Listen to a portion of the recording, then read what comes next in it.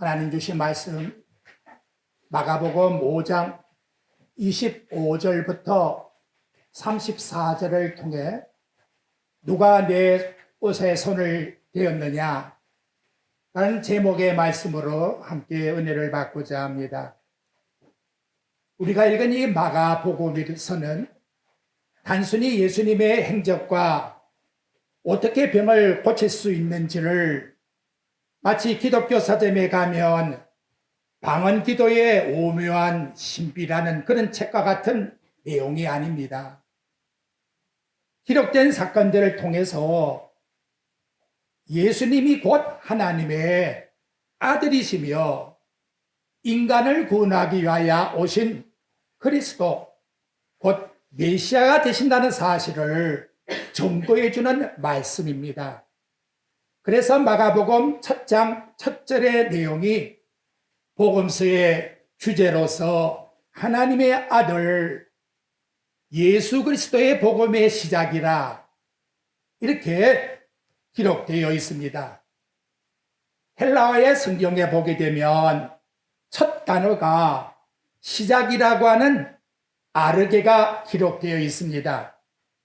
이는 요한복음 1장 1절에 태초에 하나님이 말씀과 함께 계셨다고 하는 그 태초와 같은 단어입니다. 그래서 이 마가는 시작이라고 하는 이 단어를 영원전, 인간이 타락하기 이전 예정되었던 구원의 그 시대, 그 하나님의 뜻이 이제 마침내 도래하게 되었다. 그러한 의미에서 시작이란 단어를 쓰고 있다는 것입니다. 구약의 이사야 선지자는 이사야서 61장 3절에 이를 예언적으로 약속을 했습니다. 시온에서 슬퍼하는 자에게 화관을 주어 그 죄를 대신하고 기쁨의 기름으로 그 슬픔을 대신하며 찬송의 옷으로 그 근심을 대신하시고 그들이 의의 나무 곧 여호와께서 심으신 그 영광을 나타낼 자라. 일컬음을 받는 것이 마치 새 포도주를 새 부대에 담아야 된다고 하는 예수님의 말씀과 같은, 마치 혼인집에 그 기쁨이 시작되었다고 말씀해 주고 있는 것입니다. 근데 오늘 본문의 말씀의 내용을 보게 되면 복음의 단어라고 하는 이 내용의 설명이 나와 있질 않아요. 대신에 이 복음이 뭐냐? 예수님이 행하신 그 사역에 대한 내용이 쭉 기록되어 있다는 거지요. 그러니까 예수님이 단순히 인간의 병을 고치는 그런 의미가 아니라 인간의 병을 고쳐주는 예수님의 그 사역이 본질적으로 곧 복음이라는 것을 우리들에게 드러내고 있다는 것입니다. 본문 25절과 26절에 보면 인간에게 복음이 왜 필요한가를 한 사건을 통해서 등장시키고 있습니다. 12해를 헬루증으로 알아온 한 여자가 있어 많은 의사에게 많은 괴로움을 받았고 가진 것도 다 허비하였으되 아무 회염이 없고 도리어 더 중하여졌던 차에 여기 혈루증 알아온 한 여인은 마치 허감 속에서 복음이 얼마나 절실히 귀한가를 느끼고 있는 인간의 한계 상황을 설명을 해주고 있는 것입니다. 혈루증 여인의 한계 사항이 뭡니까? 첫째, 육체의 한계 사항입니다. 하이마누시바라고 하는 이 혈루증이라고 하는 내용, 단순히 여인이 하혈한다 그런 의미가 아니고 레위기 15장 말씀에 보면 유출병이라고 나와 있습니다. 즉 유출병으로 12년 동안 시달렸다는 것이지요. 문제는 병이 알아도 고칠 수 있는 희망이 있다면 그렇게 어려운 게 아니에요. 견딜 수 있는 거지요. 그런데 이 여자에게는 고칠 희망이 전혀 없었다는 것. 그저 절망뿐이라는 거예요. 육신은 지칠 대로 지쳐서 죄송합니다마는 죽지 못해서 하루하루 살아가는 그런 모습인 것. 즉 육체의 한계사항에 도달했다는 것을 보여주고 있는 겁니다. 뿐만 아니라 두 번째, 이 여인은 종교적 한계 상황에 놓여 있습니다. 율법은 유출병에 대해서 위로는 고사하고 가까이 가지도 말라고 말씀하고 있습니다. 이 병에 걸리면 마치 전염병인 것처럼 여기기 때문에 가까이 가서 누구든지 터치만 하면 그도 또한 부정한 사람이 되리라. 그리고 누구든지 거기에 만약 터치되어서 스쳐갔다면 가서 물로 씻어서 정하게 헤어야 정한 자가 되리라. 이렇게 부정한 몸을 가지고 이 여인이 메시아라고 하는 거룩한 눈앞에 나온다는 사실, 얼마나 마음속에 율법을 가지고 종교 상황에 마음에 거침돌이 되었겠습니까? 하지만 27절에 보면 무리 가운데 끼어 그것도 앞으로 가지 못하고 뒤로 와서 예수님의 옷에 손을 대었다고 말씀해 주고 있습니다. 혈루증 여인이 사람들과 예수님의 눈을 피해서 사람들을 섞여 그 속에서 뒤로가 만든 것은 율법이 자기 자신을 정지하는 그런 이뿐이라는 것을 그분이 알았기 때문에 오직 이 문제를 해결할 수 있는 것은 내가 부정하지만 내 이 부정함을 예수님은 정하게 해주실 분이라는 것을 믿고 가서 그 옷을 만졌다는 것이지요. 당시 여러분 율법의 조항을 보십시오. 율법이 우리 인간에게 위로를 줍니까? 치료해 주고 있습니까? 오히려 부정하다고 말합니다. 오히려 정죄시키고 있습니다.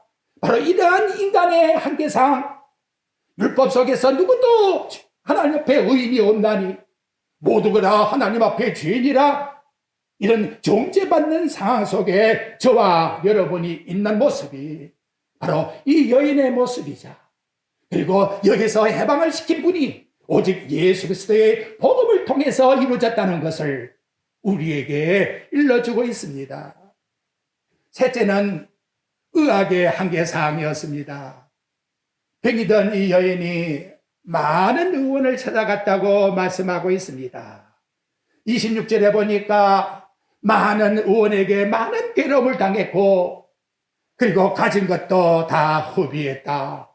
문제는 점점 차도가 있어서 나으면 좋겠는데 아무 효임이 없고 더 중하여졌다라고 이렇게 말씀하고 있다는 것이지요. 우리 인간의 한계사항 아닙니까 여러분? 아무리 좋은 약을 먹고 장수불로 한다 할지라도 세상에서 영원히 살 사람이 있을까요?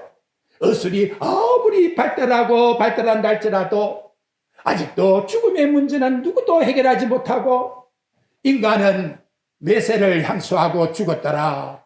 이것이 인간의 역사이자 저와 여러분도 마찬가지 여기에 속해 있다는 거예요. 넷째는 물질의 한계사항에 도달했습니다. 12년 동안 좋은 의사를 찾아다녔으니 얼마나 많은 돈을 썼겠어요. 그래서 다 허비하였다라고 말씀하고 있습니다. 이 여인은 세상에서 제일 불쌍한 여인 중에 한 사람이다. 결국 그녀에게 소망이라는 것은 생각할 수도 없고 오직 절망 가운데 죽을 날만 기다리게 하는 절체절명의 여인이었다. 이렇게 한 단어로 표현할 수가 있는 것이지요. 이렇게 죽지 못해 살고 있는 인간의 한계사항에서 누가 역전을 시켜줬느냐? 이 여인이 예수를 만남으로, 복음을 만남으로, 복음을 믿음으로, 복음의 능력이 이것을 완전히 뒤집어 놓았다고 우리에게 말씀해 주고 있는 것입니다. 이 세상에 죽음이라고 하는 불치의 병에 저와 여러분이 현실적으로 놓여 있습니다. 아무리 애를 쓰고 수고하고 노력하고 하루하루 살아간다고 하나 육체의 향량은 모르지만 결국에 가서는 절망밖에 없는 것이 인간의 하나님 앞에서의 한계라는 걸 우리에게 보여주고 있지 않습니까? 문제는 이 한계성에서 어떻게 전환을 시켜야 되는가라는 거예요. 아담의 나이로만 우리가 가지고 살 것이 아니라 예수 그리스도 안에서 새로운 시대가 열리는 하나님의 자녀라고 하는 새로운 영적인 나이가 출발되어야 된다. 그 전환점을 누가 시키느냐? 바로 예수 그리스도 복음을 받아들임으로 말미암아 일어난다고 일러줍니다. 그래서 바울은 로마서 1장 16절에서 말씀해요. 내가 복음을 부끄러워하지 아니하노니. 어떻게 부끄러워하겠습니까, 여러분? 영원한 영생을 내게 선물로 준 이걸 어떻게 부끄러워하겠나 이 말이에요. 그래서 모든 믿는 자에게 주시는 누구든지 믿는 자에게는 주신다라고. 우리에게도 이 복음을 믿는 자에게 주시는 거라고. 이것이 하나님이 우리에게 일러주는 능력이라고 이와 같이 말씀으로 일깨워주고 있습니다. 이 복음은 모든 믿는 자에게 구원을 주시는 하나님의 능력이 되며 본문의 혈루증 여인도 복음의 능력을 체험한 복된 여인이었다는 것을 사건을 통해서 드러내며 이것이 바로 복음이라고 말씀해 주고 있다는 것이지요.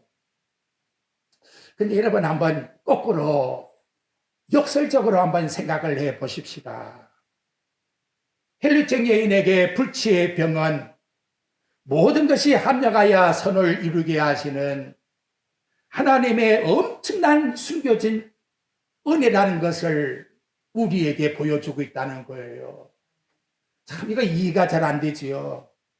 금방 제가 읽어드린 말씀을 보면 인간의 한계상에서 고칠 수가 없어. 희망이 없어.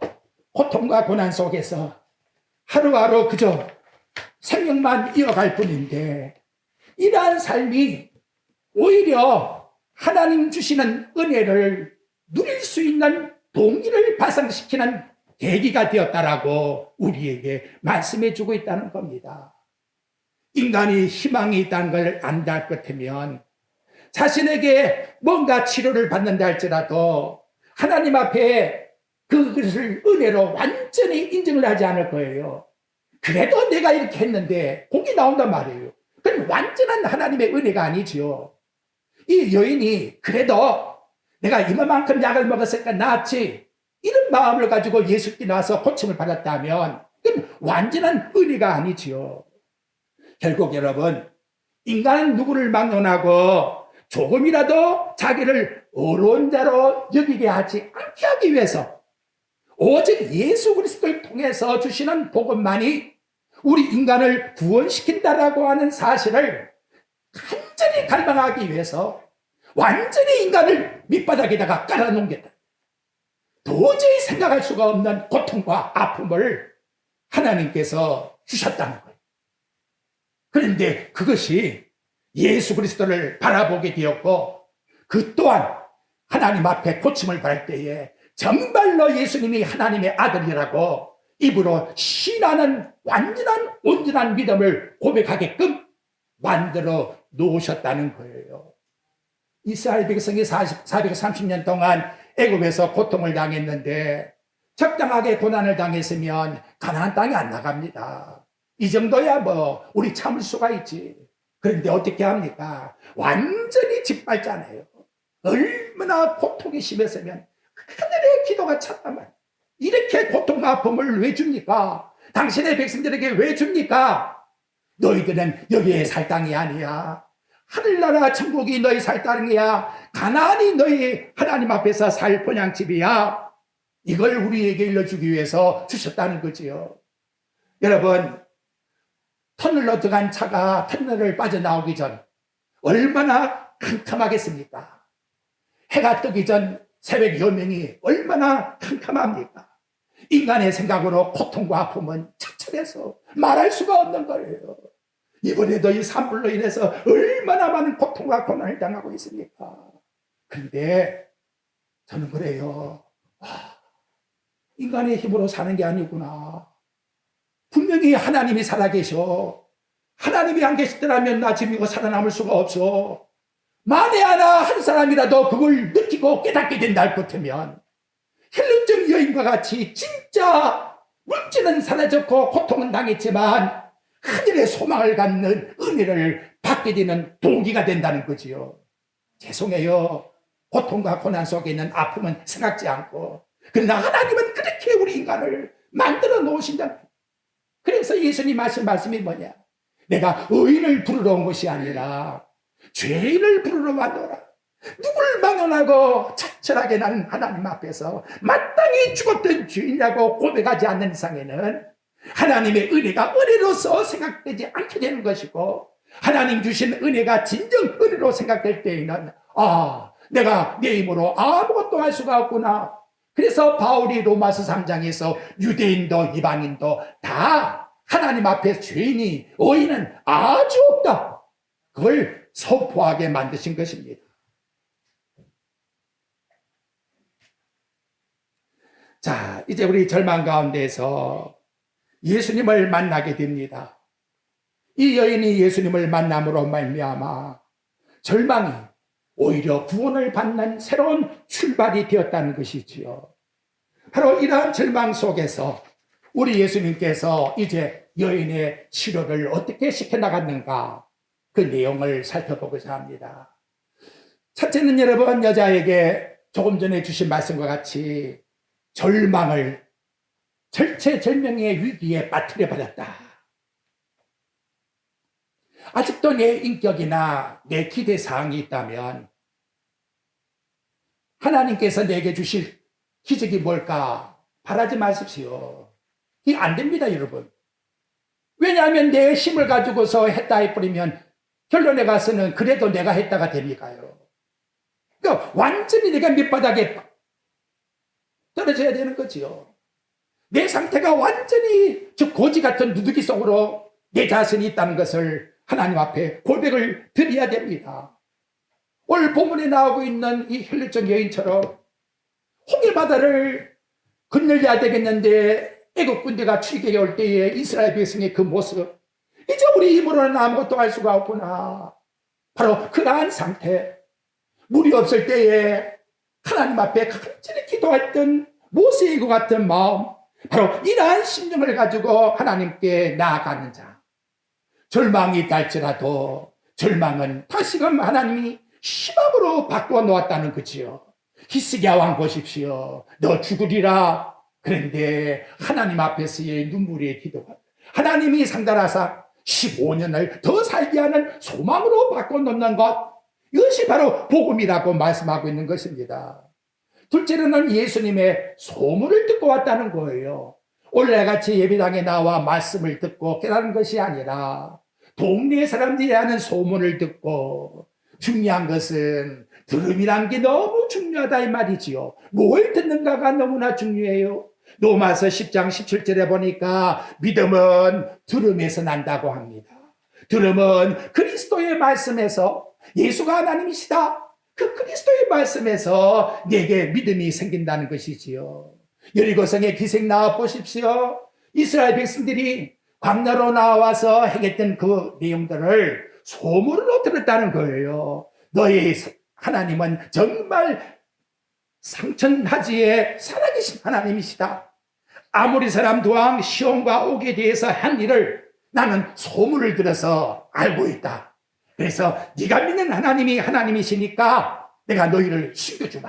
너희들도 나에게 약조를 내주기를, 일이 지나간 다음 우리 식구들을 살려주라.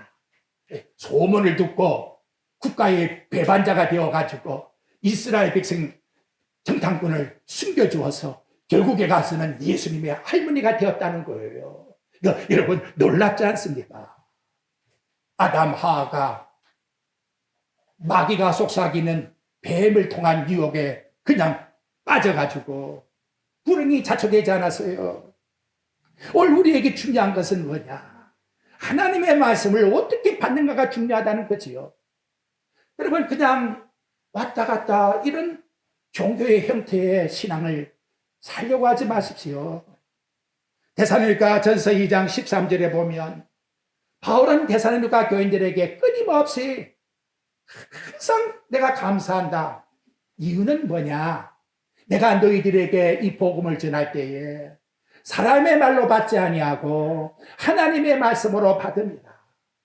이 한 시간 인간의 말로 받지 말고 하나님의 말씀으로 받으십시오. 그래야 말씀이 역사하는 거예요. 그래서 믿음의 역사와 사랑의 수고와 소망의 인내라고 하는 열매를 맺게 되었으니 이것이 항상 하나님 앞에서 감사할 뿐이라고.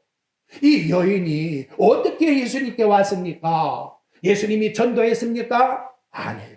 소문을 들어보니까 많은 병자가 예수님께 가서 고침을 받고 있더라.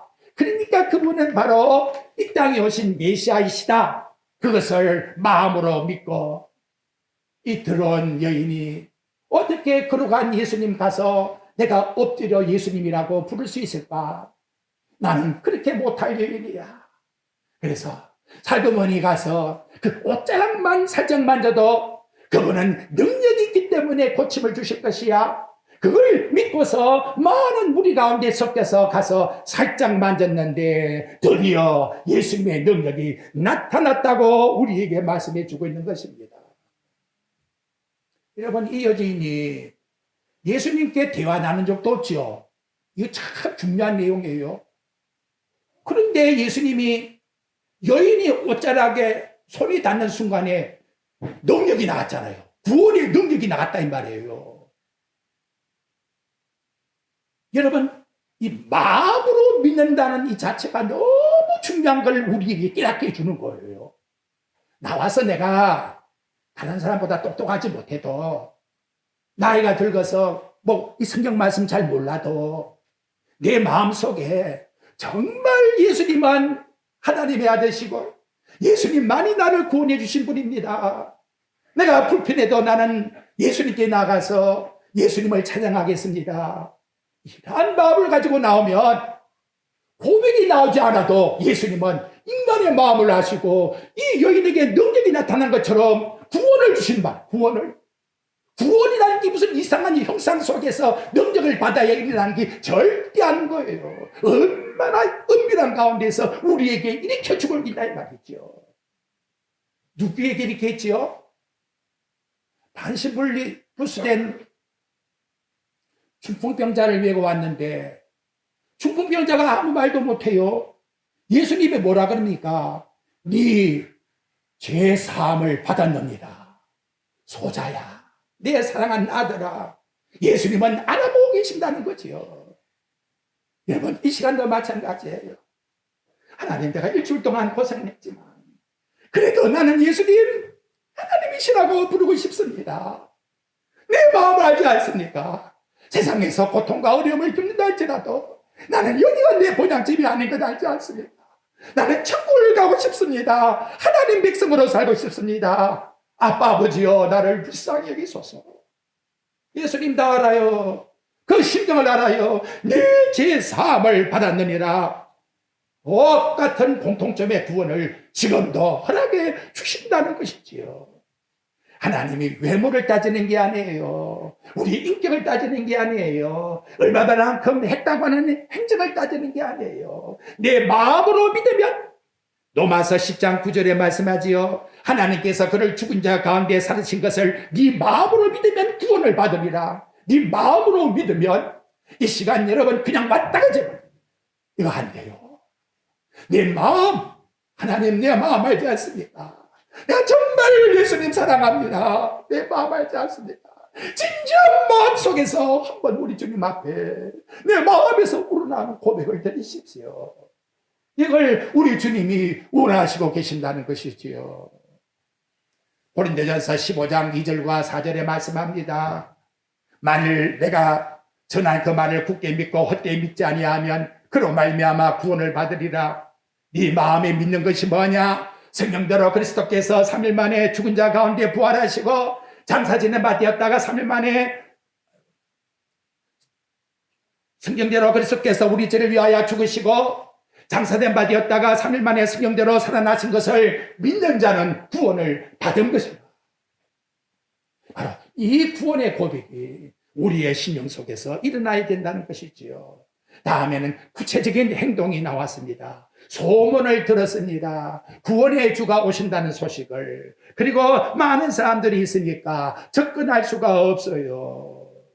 마치 나병 환자가 예수님께 접근하지 못했던 그런 모습처럼 많은 심정이 거기에 있었다는 것이지요. 하지만 혈루증 걸린 이 여인은 각오를 한 거 아니에요. 남에게 자기 자신이 노출되게 되면 부정한 사람이라고 막 난리가 날 거 아니에요. 그래서 가진 채로 예수님을 향해 나아가요. 돌발적인 그 같은 행동을 했다는 거죠. 내가 가서 옷자락만 만져도 하나님 나에게 고침을 주실 것이라고. 하나님 내가 아무것도 뭐 할 줄 몰라도 예배당에 나가 앉아만 있어도 하나님 내게 은혜를 주실 것이라고. 내 마음속에 왔던 다짐을 가지고 나올 때에 놀라운 역사가 일어났는데 바로 마음으로 믿어 입으로 신하게 만든다는 거. 로마서 10장 10절에 보니까 사람이 마음으로 믿어 의에 이르고 입으로 신하야 구원에 이르리라고 우리에게 말씀을 통해서 일러주고 있습니다. 사랑하는 성도 여러분, 이제 오늘 우리에게 행하시는 구원이라는 것은 재적인 이적이나 기적이나 체험이나 어떤 형태가 아니라 내 마음에서 하나님을 어떻게 믿는가, 그 믿음을 가지고 하나님 앞에 나와 솔직히 하나님 앞에서 빈 마음으로 고백을 드릴 때에 우리 주님은 바로 그러한 자에게 구원의 은총을 주신다라고 일러주고 있는 것입니다. 네 번째로 이 여인은 믿음대로 예수님을 옷자락을 만졌습니다. 신앙의 행위라는 것은 반드시 믿음에서 나오는 것이지요. 내가 예수를 믿기 때문에 지체할 수가 없다는 거예요. 반드시 그분에게 가야 된다는 것이지요. 예수님을 옷으로도 돈으로도 해결할 수 없는 그 모든 문제를 예수님은 얼마든지 능력으로 고칠 수가 있다는 사실을 믿었다는 거예요. 만약에 내 정체가 드러나서 사람들에게 돌질매질을 맞는다 할지라도 나는 예수님의 옷자락을 붙잡겠다고 하는 각오를 가지고 그분 앞으로 나아갔다는 것이지요. 그런데 놀라운 능력이 나타났습니다. 그것은 즉시 그 병이 나았다는 거예요. 예수님이 말씀도 안 했는데 여기 나타난 내용을 여러분 본문에서 나타나지 않습니까? 29절에 보십시오. 이에 그의 혈루 근원이 곧 마름에, 곧이 뭡니까? 손을 대자마자 즉시 그 병이 나은 것을 깨닫게 되었다고. 이렇게 여러분 본문에서 말씀하고 있지 않습니까? 예수님이 당신에게서 능력이 나간 걸 아시고 그는 묻지요. 내 능력이 나갔는데 누가 내게 손을 댔느냐고. 여인이 나와서 예수님께 엎드려서 사실을 아리옵니다. 또 한 번 여러분 놀라운 눈물의 이야기가 말씀이 나타납니다. 34절의 말씀을 보십시오. 오늘 저와 여러분에게 주시는 엄청난 은혜예요. 예수께서 이르시되 누구라고요? 딸아. 뒤가 테라로 가는 이 딸 자식이에요. 자식. 내 사랑하는 딸아. 12년 동안 죽지 못해 살고 있는 이 여인에게 예수님의 눈길은 누구라고요? 부정한 여인아, 그래서요? 내 사랑하는 딸아. 오늘 우리에게 이렇게 일러주는 거지요. 우리 세상 것 가지고 평가하지 맙시다. 내가 아픔이 있고 고통이 있고 외로움이 있고 적지감이 있고 나보다 구차하게 못 산다 할지라도 예수님 앞에 나온 것만으로도 만족해야 돼. 여러분, 이 여인이 동네 사람들에게 가서 이런 말을 했다 해봅시다. 나 예수님께 가서 그 분의 옷자락만 만져도 나는 나을 것 같아. 동네 여인들이 뭐랄까요? 이 부정한 여인아, 이제는 정신이 약간 이상되었구나. 어떻게 그런 말을 할 수가 있어? 그럴 거 아니에요. 그런데도 믿음은 식어지질 않는 거예요. 하나님이 나를 사랑하신다는 사랑이 식어지질 않는단 말이에요. 내가 더럽고 누추하고 세상에서 하나님 앞에서 내놓을 것이 없는 그런 죄이지만 그래도 하나님의 성령이 내 마음에 주시는 그 은혜의 사랑은 나에서 손을 대질 않는단 말이에요. 뭐라 저만 그랬습니까? 한번 물어봅시다. 여러분 다 그렇지요? 아무 대답을 안 해. 그러니까 교회 나온 거 아닙니까, 여러분? 이거 진짜 하나님 은혜 아닙니까? 내 사랑하는 아들, 내 사랑하는 딸, 너 할아버지 할머니 돼도 나는 내 사랑하는 자식이야. 걱정하지 마. 잠시 나음을 입었다고 예수님의 그 존귀하신 능력이 드디어 나타났다고 우리에게 말씀해 주고 계시는 것입니다. 그래서 히브리서 2장 14절과 15절에 보면 그분이 왜 혈과 육을 가지고 인간으로 이 땅에 오셨느냐, 죽음의 세력에 두려워하는 자 마귀를 어떻게 하고 박멸해 버리시고 죽기를 무서워하는 우리들에게 그 종에서부터 놓아주기 위해서 오셨다라고 저와 여러분들에게 이와 같이 말씀해 주고 있는 것입니다. 여러분, 사랑하는 딸아라고 한 부분은 이 의미는 너무나 깊잖아요. 장세전에 내가 너를 선택한 딸이야. 내가 이 땅에 와서 지금까지 얼마나 고생해서, 내 사랑하는 딸아, 내가 얼마나 고생해서, 친정 아버지가 고생하는 시집간 자기 사랑하는 딸을 만났을 때 얼마나 눈물이 나겠어요. 안 돼, 우리 하나님은 인정을 해줬단 말이에요. 세상 사람은 인정을 하지 않아도 예수님은 인정을 해주신단 말이에요. 누구나 오늘 나온 저와 여러분을 이렇게 인정해 주시는 분입니다. 고맙습니다. 감사합니다. 성경은 이 시간 우리에게 말씀합니다. 너는 영생을 얻은 자라. 진실로 진실로 내가 네게 이르노니 내 말을 듣고 나 보내신 이를 믿는 자는 영생을 얻었고, 믿으시죠? 하나님을 영접했기에 하나님의 자녀이니라. 영접하는 자, 그 이름을 믿는 자에게는 하나님의 자녀가 되는 권세를 주셨으니 저와 여러분 받았습니다. 아멘. 성령이 친히 우리를 하나님의 자녀라고 정언해 주시니 곧 하나님 자녀는 천국의 상속자라. 믿으시죠? 자, 우리 이 하나님의 놀라운 은혜, 예수님 지금도 물으십니다. 누가 내 옷에 손을 대었느냐? 우리 예수님께 손을 댑시다, 여러분. 그냥 왔다가 가는 매니지즘이 아니라 정말 예수님은 나의 구원해 주시라고, 예수님의 사랑이 나를 구워줬기 때문에 이 시간 여기 나오게 되었다고, 나는 예수의 사랑을 잊지 못해요. 나는 끝까지 예수님 사랑과 같이 갈 거예요. 이 고백함과 함께 일주간 살아갈 때에도 우리의 능력이시고 부활하신 그 예수님, 우리와 함께 하시는 우리 주님과 늘 승리하는 믿음의 삶으로 살아가시기를 주님의 이름으로 축복드립니다.